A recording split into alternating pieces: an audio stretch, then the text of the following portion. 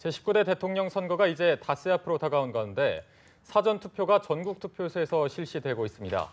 각 당 지도부는 오늘 총출동해 투표율 끌어올리기에 나선다고 하는데요. 네, 오늘 두 분의 정치평론가 모시고 닷새 앞으로 다가온 대선의 관전 포인트 짚어보겠습니다. 김병민 경희대 개건교수, 최창렬 용인대 교수 나오셨습니다. 어서 오세요. 안녕하십니까. 네, 안녕하세요. 자, 이제 오늘 오전 6시부터 사전투표가 시작이 되고 있습니다. 이 사전투표가 2013년도에 도입이 됐는데 또 대선에서 이렇게 처음으로 적용이 되고 있습니다. 그렇다면 이 사전투표가 전체 투표율 상승을 견인할 수 있을지 한번 교수님 의견을 여쭤보겠습니다. 충분한 가능성이 있다고 보여지고요. 지난번 있었던 2014년도 지방선거 그리고 2016년에 있었던 총선에 이어서 사실 대통령 선거에서의 사전투표가 진행되는 건 이번이 처음이라고 볼 수 있을 겁니다.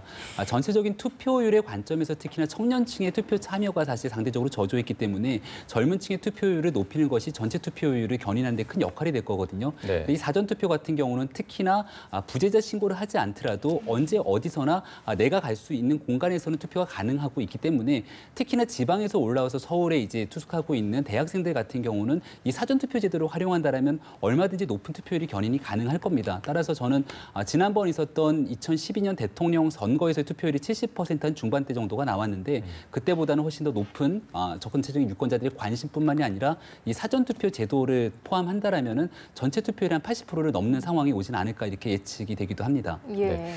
분명히 투표율 상승에 도움이 될 것이다 이렇게 말씀해 주셨는데 제가 하나 더 추가적으로 질문을 드리고 싶은 게 그렇다면 이 투표율 상승이 어느 후보에게 조금 더 유리하게 작용을 할까요?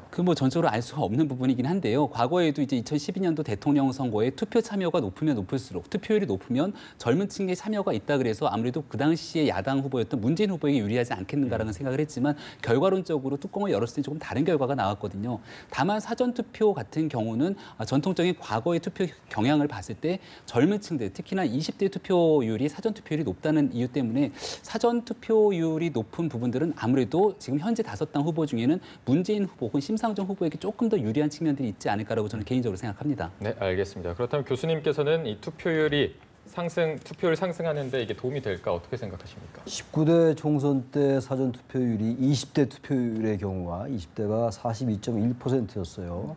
19대. 네. 이제 지난해 했던 20대 총선이 사전 투표가 처음으로 했던 겁니다. 총선에서는. 대선은 이번이 이제 처음이고 사전 투표가. 근데 그때는 49.7%였어요. 사전투표가 20대에 한해서. 그러니까 20대 젊은 유권자들로 볼 때는 7.3%포인트가 상승한 거거든요. 그리고 20대 총선 결과는 야당이 유리했죠. 아주 도식적인 비교긴 한데 네. 그렇다면 사전투표율이 높아진다면 지금 우리 지금 말씀처럼 기본적으로 젊은 유권자들의 투표율이 높아진다라고 과거의 경험칙으로 본다면 그렇게 우리가 이제 추론할 수가 있겠죠. 네. 그렇다면 아무래도 지금 이번에 그 지지 성향을 보면은 보수 후보들에 대한 지지는 아무래도 이제 60대 이상에게서 많이 나타나고 젊은 층 20대, 30대, 40대에서는 진보 진영 후보들의 지지 성향이 높게 나타나기 때문에 제가 말씀드린 그러한 논거라면은 기본적으로 젊은 유권자에게 유리하지 않겠는가. 근데 지금 오늘 오전에 지금 6시부터 시작이죠. 사전 투표가 오늘 네. 오후 6시까지인데 오늘하고 내일. 오늘 지금 진행되는 걸 보면은 지난 총선 때보다 이제 사전 투표율이 높아요. 그렇다면 이 아직까지 그 추세로만 본다면 오늘 내일의 사전 투표율이 높아질 가능성이 있죠. 그렇다면 제가 아까 말씀드린 그러한 논리적 맥락에서 진보 진영의 후보가 좀 유리하지 않을까라고 보여집니다. 네. 네, 지금 앞에 숫자가 하나 뜰 텐데요. 4.6%입니다. 이 시각 사전 전국 투표율인데요. 아무래도 역대 사전 투표율과 비교를 해보면 조금 빠르게 오르고 있는 추세인 것 같습니다. 또 각 후보들이 지지자들의 참여를 독려하기 위해서 여러 가지 총력을 다하고 있는데요. 지금 전국 최고와 최저 사전 투표율을 보이고 있는 지역들도 네. 나오고 있습니다. 전남과 전북 지역이 높게 나오고 있고 부산과 대구가 조금 저조한 것으로 보이는데 이것도 어떤 의미가 있을까요? 글쎄요, 지역별로 차이 아직까지는 이제 투표 시작 초기이기 때문에 전체적인 분석에 함의를 담기는 좀 어려움이 있겠습니다만은 아무래도 보수적인 유권자들 입장에서는 아직 마음을 정하지 못한 유권자들이 분명히 존재할 겁니다. 왜냐하면 현재까지 나오고 있는 얘기로도 결과론적으로 문재인 후보에 대항하기 위한 후보로서 안철수 후보냐 홍준표 후보냐에 대한 갑론을박이 아직 진행되고 있는 상황이고 이 과정에서 일부 언론 등에서는 안철수 후보와 홍준표 후보 간의 막판 단일화가 일어나는 것이 아니냐라는 얘기까지 나오고 있기 때문에 사전 투표를 통해서 내 표심이 확보가 된 것을 그대로 말 그대로 투표장에 가서 의사 표시를 하고 나오는 것과 조금 더 지켜보고 난 뒤에 5월 9일 마지막 선거 때까지 투표를 좀 미루게 되는 경향들이 나타날 건데 제가 봤을 때는 이번 선거에서 보수적인 유권자들 입장에서는 조금 더 본 선거에서 투표를 하고자 하는 경향들이 높게 나타날 거고요. 이미 내 마음을 굳건하게 정해놓은 아마 유권자들이 존재할 겁니다. 특히나 이제 문재인 후보를 지지하고 있는 두터운 층의 고정층 유권자들 같은 경우는 조금이라도 일찍 사전 투표를 함으로 인해서 나의 의사 표시를 하고자 하는 경향들이 많을 건데요. 뭐 문재인 후보 같은 경우는 이제 더 이상 어대문은 안 되고 투대문이라는 얘기를 하지 않습니까? 예. 어차피 대통령 문재인이 아니라 사실 그런 관점에서 투표하지 않고 대통령 문재인이 되겠지라고 생각하면서 투표율이 낮아지는 순간 문재인 후보의 대세론이 흔들릴 수 있기 때문에 사전 투표를 통해서 더더군다나 문재인 후보를 지지하는 표심을 이끌어내고자 하는 노력들은 조금 진보 진영 계층에서 더 활발하게 일어나지 않을까 생각이 되긴 합니다. 네, 사전 투표가 지금 오전 6시부터 시작돼서 현재 12시가 지나고 있습니다. 전국 투표율이 4.6%를 나타내고 있는데 아무래도 호남 지역에서 조금 높게 나타나는 비율을 보이고 있죠. 그래서 아직 오늘 뭐 오전이기 때문에 네. 저걸 가지고 과도하게 추론하는 건 좀 적절치 않을 수가 있는데 호남과 지금 저 영남 지방에서 좀 차이가 나니까 나름 의미를 부여한다면 호남 지역에서 아무래도 진보 진영의 후보들에게 투표를 많이 하고자 하는 성향들이 있다라고 본다면 그렇게 나타나고 있으니까 여론조사에서 그런 점을 반영하는 것이 아닌가 보여지고 보수 진영의 이 지금 영남 지역에서는 아무래도 처음에 보수 진영에서 안철수 후보를 많이 지지를 했었잖아요. 그러면서 선거가 진행되면서 안철수 후보에서 펴가지고 홍준표 후보로 이동을 했어요. 그런 것들을 반영하는 것이 아닌가. 그러니까 보수표에서는 확실하게 내가 지지하는 적극적 지지층이라기보다도 선택적 전략적 지지라고 할까, 선택적 지지 이런 것들에 의해서 안 후보의 지지율이 높아졌었는데 이제 홍준표 후보를 빠져나간 부분이 많단 말이죠. 근데 홍준표 후보에 대한 적극 지지보다는 사실 여전히 문재인 후보의 당선을 막는 이런 측면이 있다면 그런 측면에서 굳이 의미를 부여한다면 영남의 투표율이 아직은 좀 낮게 나오고 호남이 좀 높게 나오는 게 아닌가 이렇게 볼 수 있을 것 같긴 합니다. 예. 프리어그 공약, 또 여러 가지 이벤트, 재미있는 영상까지 다양했는데 이런 부분들도 좀 투표를 끌어올리는 데 도움이 되겠죠? 예, 충분히 이제 사전 투표에 대해서 제대로 인지하지 못하고 있는 사람들이 있다라면은 혹은 아직까지 사전 투표 날짜라든지 방법이라든지 이런 부분들을 후보들이 굉장히 좀 재밌는 여러 가지 영상 등을 통해서 홍보하는 것들이 저는 효과가 좀 있을 거라고 보여지고요. 굉장히 좀 이색적으로 재밌게 봤던 거는 안철수 후보가 본인이 개발한 V3 백신을 활용해 갖고서는 홍보를 하기도 했는데 보우팅 투표를 하고 나서 베케이션 휴가를 가고 나면은 빅토리 승리한다 뭐 이런 메시지를 담아내기도 했고요. 문재인 후보 같은 경우는 사전 투표율이 지금 현재 중앙선관위가 추산컨대 예측하기로 한 15% 정도 내외가 되지 않겠냐라고 그 예상을 하고 있는 건데 지금 현재까지는 투표를 보면 굉장히 높게 올라나지 않습니까?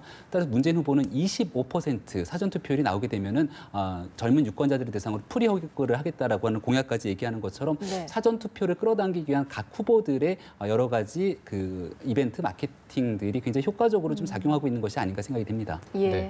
이제 사전 투표 내일 6시까지 진행이 될 텐데 아직 안 하신 분들은 시간을 내서 해보시는 것도 굉장히 좋을 것 같습니다. 네, 저희가 다음 소식으로 넘어가서 이제 대선 여론조사 공표 금지 전에 실시된 각종 여론조사를 봤더니 1강 2중 구도로 재편이 되고 있거든요. 1강은 이제 더불어민주당 문재인 후보가 될 테고 2중은 홍준표 후보와 안철수 후보가 될 텐데 또 홍준표 후보가 안철수 후보를 앞지르는 여론조사도 나왔습니다. 이 현상은 저희가 어떻게 봐야 될까요? 그래서 1강 2중은 이미 며칠 전부터 거의 이제 굳어진 것 같고 네. 이제 홍 후보와 안 후보가 2위 다툼이 치열한 형국이죠. 지금 말씀처럼 여론조사가 대체로는 아직은 이제 안 후보가 오차범위 내나 오차범위 내외에서 홍 후보를 좀 앞지르고 있긴 합니다만 지금 말씀하신 것처럼 일부 여론조사가 홍 후보가 좀 이긴 거로 나와 있어요. 뭐 큰 차이는 아닙니다만 네. 결국 이제 선거가 이제 닷새 남았나요? 닷새 동안 이제 얼마나 이제 홍준표 후보가 보수표를 끌어들이냐의 문제고 안철수 후보는 계속 이제 보수표들이 이탈을 하고 있는 상황이기 때문에 이 부분을 어떻게 다시 결집시키냐의 문제인데 사실 지금 며칠 남지 않은 상황 속에서 각 후보들이 부동층을 제외하고는 특별하게 표를 끌어오기가 좀 어려울 거예요. 물론 여론조사를 보면은 지지 후보를 바꿀 수 있다라는 유권자들이 4명에 1명 정도는 있는 것 같긴 합니다. 이 부분은 좀 부동층하고 좀 다른 거죠. 네. 마음은 지금 정했으나 이제 바꿀 수 있다. 투표날, 뭐 내일 사전 투표가 내일까지긴 합니다만 5월 9일 날까지 어쨌든 바꿀 수 있다는 것이고 부동층이 여전히 좀 있어요. 그러니까 안 후보나 홍 후보로서는 2위 다툼이 치열한 가운데 부동층을 얼마나 이제 자신의 지지로 끌고 오고 투표장에 이제 견인하느냐가 이제 관건인데 별로 지금 특별하게 그러한 뭐 막말 실수라든지 그리고 뭐 지금 네거티브 이런 것들도 크게 위력을 발휘하지 못하는 것 같고요. 그리고 사드 문제 이런 것들도 이미 토론에서 이미 다 후보들이 충분히 자신들의 의견을 개진했어요. 사드도 그렇고 복지 문제도 그렇고 그리고 안보, 환경, 국방 모든 분야에 대해서 6번에 걸친 토론에서 다 얘기를 했기 때문에 4명 중에 1명이란 이 꼴로 이제 바꿀 수 있다고 이제 나온다 하더라도요. 특단의 대책이 없으면은 끌어오기 쉽지 않을 것 같아요. 그러니까 어쨌든 홍 후보와 안 후보가 누가 2위를 하냐. 현재 적어도 여론조사를 볼 때는 그래요. 3일 날부터 어제부터 여론조사를 할 수 있어요. 할 수 있는데 예. 공표를 못 하는 거고. 네. 2일 날까지 한 여론조사는 만약 아직 발표 안 한 게 있다면 오늘이나 내일도 발표할 수 있어요. 근데 이제 뭐 발표가 다 됐겠죠. 2일 날 한 거 아직도 발표 안 하겠어요. 그 의미가 없으니까. 그러니까 어제부터는 여론조사를 하더라도 발표 못 하는 거기 때문에 알 수가 없어요. 지금 이른바 뭐 까무까무 선거라고 얘기하잖아요. 네. 블랙아웃된 상태에서 선거를 치르는 거기 때문에 좀 다른 얘기는 합니다만 앞으로 이 지금 뭐 엿새 전에 공표 안 하는 거 이거 좀 고칠 필요가 있다고 봐요. 이렇게 하는 나라가 거의 없어요 지금. 아무튼 이거 뭐 별개 얘기니까. 그래서 각 후보들이 이제 가짜 뉴스 같은 것들 많이 퍼뜨릴 가능성이 있어요. 예. 판을 뒤집었다, 뭐 판세가 바뀌었다 이런 얘기들을 서로 이제 주장할 수가 있는 거 아니겠어요? 바로 이런 것들을 막기 위해서라도 공표 금지를 이렇게 엿새 전부터 하는 건 바람직하지 않은 것 같아요. 지난 번에는 아예 선거 기간 자체에 공표를 못하게 한 적도 있었어요. 이제 꽤 진전된 것이긴 한데. 그래서 어쨌든 이거는 뭐 전 바꿀 필요가 있다고 보는데 바로 그래서 전혀 알기가 어려운 선거예요. 네. 근데 문제는 이제 SNS 등을 통해 가지고 상당히 또 알려질 수 있기도 할 것 같기도 해요. 문자가 발달을 해가지고 그러나 현재로서는 뭐 알 수가 없는 상황이기 때문에 2위나 후보와의 그 선두다툼 시절이 다른 부분 이외에는 크게 변수는 아직은 별로 없는 것 같다고 보여져요. 네. 1강 2중 구도가 좀 굳어지면서 2위가 누가 될지 궁금해지는데요. 아무래도 최근에 여론조사에서 눈에 띄는 거는 홍준표 후보의 좀 지지율 상승세가 아닐까 싶습니다. 이유가 뭘까요? 보수층들이 좀 색깔이 분명한 홍준표 후보에게 끌리게 된 걸까요? 그렇죠. 홍준표 후보가 전통적인 보수층들을 결집하기 위해서 토론회 과정에 가장 강하게 내세웠던 메시지는 좌파와 우파에 대한 대결 구도입니다. 거기에 대해서 전통적인 우파 진영의 유권자들이 좋아할 법한 이런 메시지들을 선명하게 내놓으면서 보수적인 유권자들이 결집시키기 시작했고요. 안철수 후보 같은 경우는 한 10%를 맴돌던 지지율들이 사실상 후보로 선출되고 나면서 문재인 후보와 양강 구도가 형성되게 되는데 이건 이제 보수적인 유권자들이 전략적인 선택을 한 것이거든요. 네. 그러니까 말 그대로 보수적인 유권자들이 선택해서 당선시킬 수 있는 후보가 마땅치 않다 보니까 문재인 후보에 대항할 수 있는 차선택으로서 안철수 후보를 지명을 한 것인데 여러 차례 토론회를 거치면서 봤던 안철수 후보의 보수적인 그런 안보관이라든지 이런 측면에서 좀 불안한 감정들을 느끼면서 일부 지지율들이 이탈하기 시작했고 그런 과정에서 안철수 후보의 지지율이 빠지기 시작하니까 양강 구도가 흔들리기 시작하면서 당선 가능성이 없게 됐을 경우에 보수적인 유권자들 입장에서 다시 안철수 후보를 선택할 이유가 있겠는가. 그러니까 전통적인 보수적인 성향의 후보인 홍준표 후보로 돌아오게 되는 거고 일부의 중도 보수적인 유권자들 입장에서는 전략적 선택이 아니라 만약에 당선 가능성이 없다면 소신 투표를 하자라고 가는 경향이 생길 겁니다. 그런 부분들이 뭐 이번에 이제 유승민 후보 같은 경우가 사실 언더덕 효과라고 얘기를 하게 되죠. 나름대로의 동정표가 있는 경우들도 생기게 되는데 네. 유승민 후보의 표가 조금 상승하기 시작한다면 이 표는 아무래도 안철수 후보에게 전략적으로 가 있던 표가 일부 돌아오는 성향이 나타날 수도 있기 때문에 사실 지금과 같은 오자 구도의 후보 상황 속에서 가장 위태로운 위기에 처해 있는 후보는 국민의당의 안철수 후보가 아닐까라는 생각도 듭니다. 네. 네, 가장 위태로운 건 안철수 후보다 이렇게 말씀해 주셨는데 아무래도 고심이 깊을 것 같습니다. 안철수 후보가 이 상황을 조금 변환시키려면 어떤 전략이 필요할까요? 지금으로서는 뭐 단일화 변수 이외에는 별로 없을 것 같아요. 단일화에 대해서는 아직도 글쎄요 어떤 뭐 물밑에서 어떤 교감이 있는지는 모르겠어요. 김정인 전 대표는 아마 끝까지 뭐 인쇄다 됐다 하더라도 단일화에 대한 미련을 못 버릴 수 있을 것 같은데 홍준표 후보와 안철수 후보의 단일화는 사실상 쉽지 않을 것 같아요. 지지율 자체도 거의 비슷하게 나오잖아요. 근데 누가 단일화 하려고 그러겠습니까? 네. 선거 며칠 앞두고. 그리고 명분도 약하고 안 후보와 홍 후보와의 그 단일화 명분도 약하고 특히 안철수, 홍준표 두 후보 모두 단일화에 대해서는 아주 부정적이고 안 하겠다는 거 아니겠어요? 그래서 단일화는 뭐 제가 지금도 말씀을 드렸습니다만 그것이 변수로 작동할 수 있다는 얘기지 그것의 가능성은 대단히 낮다. 물론 완전히 뭐 제로다라고 얘기할 수는 없겠죠. 정치라는 게 어떻게 또 가능성이 열릴지 모르기 때문에 그렇다 하더라도 단일화는 변수가 잘 안 된다고 보고 그렇다면 막판에 이제 우리 유권자들이 전혀 예기치 못하는 그런 변수를 상정할 수밖에 없겠죠. 그게 뭔지는 모르겠으나 막판에 2002년도에도 노무현 후보와 정몽준 후보의 단일화가 됐다가 선거 바로 전날 밤에 파기된 적도 있어요. 그야말로 유권자들이 대단히 당황스러웠던 적이 있는데 네. 그러한 형태로 뭔가 새로운 요소가 나타날 수 있겠죠.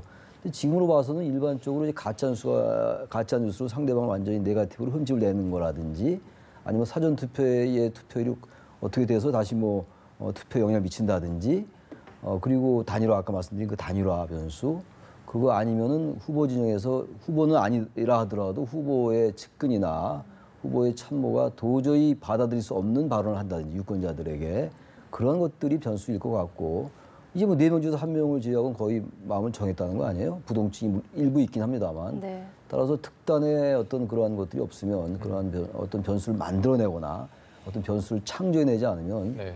여론조사 결과를 뒤집기는 쉽지 않기도 해 보이기도 합니다. 그러나 선거는 역시 마지막 개표해봐야지 아는 거죠. 아직 누가 승리한다고 전혀 예견할 수 없는 거예요. 선거가 전혀 바뀔 수도 있는 것이고 여론조사가 그렇게 많이 있었습니다만 역시 표본 집단도 적고 네. 그리고 응답률도 많지 않기 때문에 예단하기는 어려울 것 같아요. 조심스럽게 얘기해야죠. 네. 네.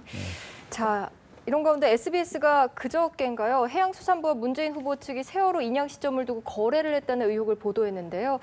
이게 후폭풍을 일으킬지 문재인 후보의 지지율 굳히기 전략에 좀 흠집을 내게 될지 이 부분 궁금합니다. 그러니까 시점상으로 이게 이제 마지막에 있었던 토론회가 그 화요일 저녁 8시 있었는데 SBS에서 그 직전인 7시 뉴스에서 내용들이 보도됐다 보니까 예. 문재인 후보 캠프 입장에서 굉장히 당혹스러울 수밖에 없는 상황이었을 거고요.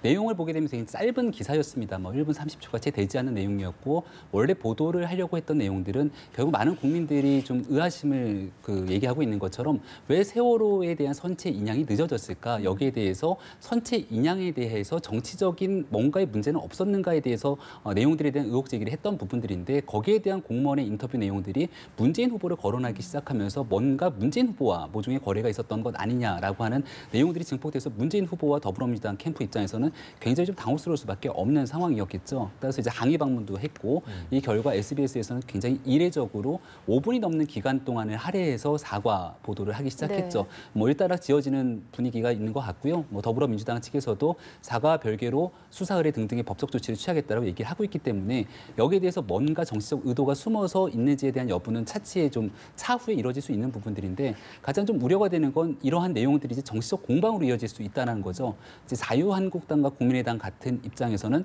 SBS가 이렇게 이례적으로 사과 성명을 내는 부분들에는 정치적 외압이 있었던 것이 아니냐라고 해서 또 더불어민주당을 밀어붙이는 성향 이러한 과정들이 이루어지게 되는 건데 세월호 유가족들 입장에서 일부 유가족이 SNS에 글을 올린 부분들이 또 이제 보도가 되기 시작하고 있는데 가장 가슴 아픈 분들 아니겠습니까? 더 이상 세월호가 좀 정치적으로 이용되지 않았으면 좋겠다라고 얘기했던 내용들을 받아들여서 네. 대통령 선거를 앞두고 이 내용들이 더 이상 정치적 공방으로 이어지지 좀 않았으면 좋겠다라는 개인적인 생각도 듭니다. 네. 예. 자, 그리고 또 논란이 됐던 부분이 바른정당 일부 의원들의 탈당 선언이었을 것 같습니다.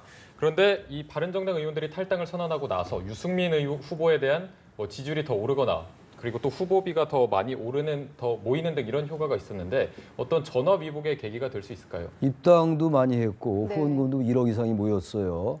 그리고 그저께 토론회했었죠. 그저께 토론회에서 유승민 후보가 자신의 입장을 밝혔잖아요. 네. 거의 모두 맨 말미에. 예. 근데 저도 그거 봤습니다만 유승민 후보의 그러한 발언들, 바른정당 탈당이 있고 난 그날 밤에 이제 토론이 있었는데 담담하게 얘기를 하는데 상당히 그 진정성 있게 들렸어요. 그리고 워낙 유승민 후보의 발언의 내용을 떠나서 또 한 이틀 지나니까 저도 이제 거기에 대한 감이 좀 그 소위 말하는 그 당황스러움 그리고 좀 어떤 면에서 좀 분노 같은 거 정치를 어떻게 이렇게 희화화시키나 하는 그러한 분노 같은 것들 저도 많이 이제 사고로 들었는데 개인적으로는 도저히 납득이 안 되는 행동이에요. 그건 더 이상 뭐 지금 그 얘기를 또 하기는 좀 그렇고 네. 황영철 의원이 가다 다시 돌아왔잖아요. 예. 그건 잘한 행동인 것 같아요. 그만큼 이건 국민들이 도저히 받아들일 수 없는 거였어요. 그건 보수나 진보 유권자들 다 떠나서 말이죠. 정치라는 게 아무리 그 가능성의 예술이라고 합니다만 가능성의 예술이라는 건요. 좋은 방향으로 뭔가를 생산해내는 게 가능성의 예술인 것이지 오로지 그 눈앞에 보이는 이익을 쫓는 것은 정치라고 할 수 없어요. 정치가 아무리 권력 정치의 측면이 강하다 하더라도 정치는 최종적으로 그래도 가치를 지향하는 거, 이상을 지향하는 겁니다. 그리고 이제 그것이 실리와 어떤 명분 사이에서 조화를 이루는 그 접점, 그게 정치인 거죠. 네. 근데 그 요번에 탈당을 발표했던 6명은 그런 것들 깡그리 무시했던 거예요. 그래서 결국 이제 국민들의 여론이 유승민 후보에게 동정표로 갈 수밖에 없죠. 그러면서 당당하게 자기는 끝까지 가겠다고 하니까. 그래서 아마 전 그 입당도 그렇게 1,500명씩 하고 후원금도 모인 걸로 보는데 결론적으로 저는 그 탈당 사태가 오히려 유승민 후보에게 득표에 도움이 되면 도움이 됐지 네. 전혀 역으로 작용하지 않을 것 같아요. 왜냐하면 유승민 후보가 그 이후에 좀 당당하게 행동한 것 같아요. 거기에 대해서 그 가는 사람들을 비난하지도 않았고 그리고 비굴한 모습을 보이지도 않았고 여전히 뭐 개혁적 보수의 길을 가겠다는 그런 입장들이 유승민 후보를 지지하든 지지하지 않든 유권자들에 따라서 다르겠습니다만 그럼에도 불구하고 상당히 거기에 대한 공감을 얻었다고 본다면 전 유 후보에게는 상당히 득표에 결과적으로 도움이 되지 않을까 이렇게 생각합니다. 네. 자, 이번엔 심상정 후보인데요. 심상정 후보의 지지율 상승세가 또 계속되고 있는 가운데 실제 투표율, 득표율로 이어질 수가 있을지 또 꿈의 득표율, 진보 정당 대선 후보의 꿈의 득표율인 10% 돌파할 수 있을지 이 부분도 좀 전망해 주시죠. 네, 이번 대통령 선거의 최대 관심사 중에 하나가 과연 정의당의 심상정 후보가 두 자릿수 득표율을 기록할 수 있는가에 대한 여부입니다. 여지까지는 보수와 진보 정당, 특히나 양당 체제의 그 선거 하에서 어찌 보면은 그 진보 정당인 소수 정당 입장에서 대통령 선거를 좀 양보하는 경향들이 늘 발생해 오지 않았습니까? 완주를 통해서 만약에 선거 보전에서 한 50%가 가능한 그 10%의 고지를 뚫고 올라갈 수 있다라면은 일단은 많은 국민들로부터 진보 정당에 대한 가능성에 대해서 좀 인정을 받았다는 측면에서의 의미를 담을 수 있을 거고요. 두 번째로는 바로 올해 대통령 선거 뒤에 이어지는 정치적 이벤트는 내년도에 있는 지방선거입니다. 특히나 이 지방선거 같은 경우는 전국 동시 지방선거이기 때문에 단체장부터 지방 의원들을 뽑게 되는 굉장히 많은 후보군을 형성하게 되는데 이러한 지방선거가 사실 정당 선거의 기층 조직으로 활동할 수 있는 거거든요. 그러니까 정의당 입장에서는 올해 심상정 후보가 만약 대통령 선거에서 10%를 넘게 되는 굉장히 유의미한 지지율을 확보하게 된다면 내년 지방선거에서 단체장을 비롯한 여러 지방 의원들을 대거 선출시킬 수 있을 만큼의 파괴력을 가질 수 있을 거다라고 생각할 수 있기 때문에 사활을 거는 것 같고요. 여기에 덧붙여서 가장 좀 나름대로의 걱정과 위기감을 갖고 있는 거는 이제 더불어민주당 측인 것 같아요. 더불어민주당의 우상호 원내대표도 정의당은 다음에 또 기회가 있지 않겠느냐라는 발언에서 또 논란이 되기도 했었는데 이러한 과정 속에서 만약에 예상을 뛰어넘고 정의당의 심상정 후보가 굉장히 높은 지지율을 갖고 가게 되고 이 표가 혹시나 문재인 후보의 표심을 잠식하기 시작하면서 보수가 대결집을 이루게 됐을 경우에 판세가 뒤바뀔지도 모른다라는 우려감을 일부 하기도 하는 것 같은데 네. 마지막까지 현재와 같은 5당, 5자 구도의 선거를 치르게 된다라면은 많은 유권자들이 소신 투표를 할 거라고 생각하고 그 과정에서 심상정 후보와 유승민 후보에 대한 득표율은 저는 생각보다 꽤 높은 수치를 기록하지 않을까라는 생각이 듭니다. 네. 네. 네, 아무래도 후보들이 대중들에게 편안히 다가가려는 노력을 계속하고 있는 것 같은데요. 아무래도 여기서 얻게 되는 이익이 있겠죠? 글쎄 뭐 선거라는 게 워낙 복잡다단하게 그 요인에 의해서 투표로 나타나는 거기 때문에 어느 한두 가지로 얘기할 수 없는데 완전하게 마음이 결정된 후보들은 뭐 저런 부분 가지고 표심이 흔들리지는 않을 거고 아까 말씀드린 것처럼 아직 정하지 못한 유권자라든지 그리고 정했다 하더라도 좀 바꿀 의향이 있는 유권자들에게 영향을 줄 수도 있겠으나 저런 부분들이 선거의 본질은 아니죠. 단지 선거가 너무 지금 뭐 진영 대결이라는 측면도 있고 그리고 여러 가지 이슈에 대해서 긴장감이 점점 고조되니까 네. 그런 부분을 좀 완화시켜주고 국민들에게 정치에 좀 친근하게 다가가는 그런 쪽으로는 뭐 의미가 있을 것 같아요. 예. 알겠습니다. 네. 교수님께서는 어떻게 보세요? 네, 저는 좀 긍정적인 효과가 있다고 보는데요. 지난번 최순실 국정농단 사건에서 좀 저는 제 마음을 좀 가장 아프게 했던 부분 중에 하나가 CJ 이미경 이 회장에 대한 여러 가지 압박의 과정들이었다고 보는데 그게 바로 이러한 정치적 풍자와 해악에 대한 부분들을 말 그대로 정치를 하는 정치 후보자들과 정치인들 입장에서 굉장히 적극적으로 받아들이고 이러한 풍자나 해악이 사실 어찌 보면 유권자들의 민심이라고 받아들였으면은 굉장히 참 좋았겠다라는 생각이 들지만 그걸 정치적으로 외압의 과정들을 거쳤던 게 큰 문제지 않았겠습니까? 예. 이번 선거 같은 경우는 지금 5당 후보들의 모든 모습들을 보게 됐는데 보수 후보나 진보 후보 가릴 것 없이 이러한 내용들을 굉장히 웃으면서 다 통크게 받아들이지 않습니까? 이 모든 내용들이 유권자들, 국민들이 생각하는 마음들 중에 가장 특징적인 내용들 을 뽑아갖고 이 풍자나 해악을 통해서 나타나게 되는 거거든요. 그래서 이런 부분들은 지금 선거 과정에서만 웃지 마시고 선거가 끝나고 당선되고 난 뒤에 누군가는 대통령이 되고 누군가는 권력을 강하게 가지게 되는 사람이 될 텐데 그때 권력자를 풍자하더라도 똑같은 마음으로 좀 받아들였으면 좋겠다라고 하는 바람이 좀 있습니다. 네. 알겠습니다. 오늘 두 분의 말씀 여기까지 듣겠습니다. 고맙습니다. 고맙습니다. 네.